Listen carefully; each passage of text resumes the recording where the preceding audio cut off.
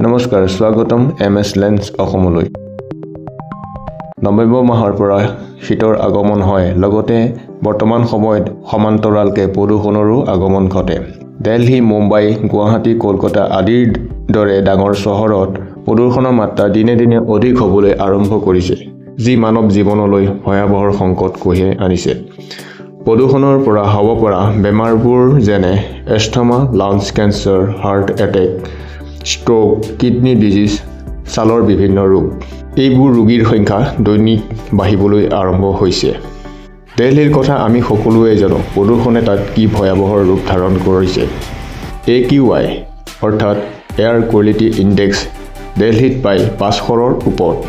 তুলনামূলকভাৱে প্ৰদূষণ গুৱাহাটীতো দৈনিক অগ্ৰগতি লাভ কৰিছে। বৰ্তমান গুৱাহাটীত AQI প্ৰায় 150ৰ ওচৰত। গুড AQI বুলিলে আমি 0ৰ পৰা 50ৰ ভিতৰত থকাটোকে বুজো। PM 2.5 0ৰ পৰা 30ৰ ভিতৰত থকাটো বাঞ্ছনীয়। বায়ু প্ৰদূষণ কম কৰিবলৈ আমি প্ৰথমতে জানিব লাগিব বায়ু প্ৰদূষণ হয় কি। কাৰ্বন মন'অক্সাইড, ওজন, নাইট্ৰজেন ডাইঅক্সাইড, ছালফাৰ ডাইঅক্সাইড এনেকুৱা বহু গেছ আছে যি আমাৰ কাৰণে বিষাক্ত। কিন্তু আটাইতকৈ গুৰুত্বপূৰ্ণ PM 2.5 সম্পূৰ্ণকৈ পাৰ্টিকুলেট মেটাৰ 2.5। ইয়াৰ আকাৰ 2.5 মাইক্ৰমিটাৰ বা তাতকৈও সৰু হয়। PM 2.5 কোনো গেছ নহয়।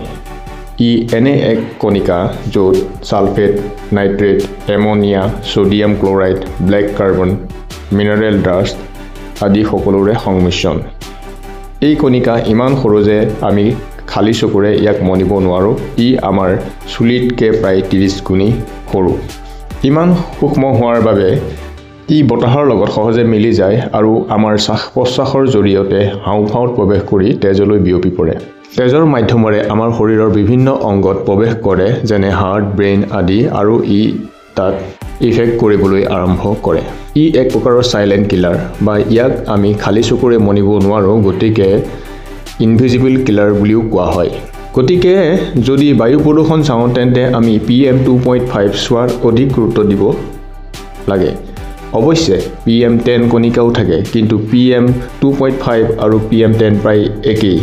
এটা থাকিলে আনটো থাকিবই। বিশেষকৈ চহৰ অঞ্চলত PM 2.5ৰ পৰা হাত সাৰিব পাৰি জানো? নিশ্চয় নোৱাৰি। প্ৰদূষণ কমাবলৈ চৰকাৰলৈ বাট চালে নহ'ব, নিজেই সজাগ হ'ব লাগিব। গুৱাহাটীত PM 2.5ৰ মাত্ৰা বহুত বেছি আগবঢ়া নাই যদিও আগন্তুক ইয়াৰ সম্ভাৱনা নথকা নহয়। চহৰৰ ৰাস্তাৰ কাষৰ ঘৰ বা অফিচসমূহত PM 2.5ৰ পৰা হাত সাৰিবলৈ দুৱাৰ-খিৰিকী বন্ধ কৰি ৰাখিব পাৰি। তথাপিও ই ইমান সূক্ষ্ম যে কোনো নহয় কোনো ফালৰ পৰা বন্ধ কোঠাটো প্ৰৱেশ কৰেই। আপুনি চাব, এটা ঘৰৰ যদি সকলো দুৱাৰ-খিৰিকী বন্ধ কৰি কিছুদিনৰ থৈ দিয়ে, আপোনাৰ মজিয়া বা টেবুল বা অন্যান্য সামগ্ৰীৰ ওপৰত এই কণিকা জমা হয়। আপুনি নিশ্চয় দেখিছে। ঝাৰু মাৰি ইয়াক আঁতৰাব নোৱাৰি, বৰং ঝাৰু মাৰাৰ ফলত এই কণিকাবোৰৰ মাত্ৰা অধিক বাঢ়ি যায়। গতিকে ইয়াৰ দুটা উপায় আছে। এটা ভেকিউম ক্লিনাৰ ব্যৱহাৰ কৰি আঁতৰাব পাৰি, নাইবা তিতা কাপোৰে ঘৰ মচিলে এই কণিকাবোৰ কাপোৰৰ লগত লাগি পানীৰ লগত মিহলাই উটাই দিব পাৰি।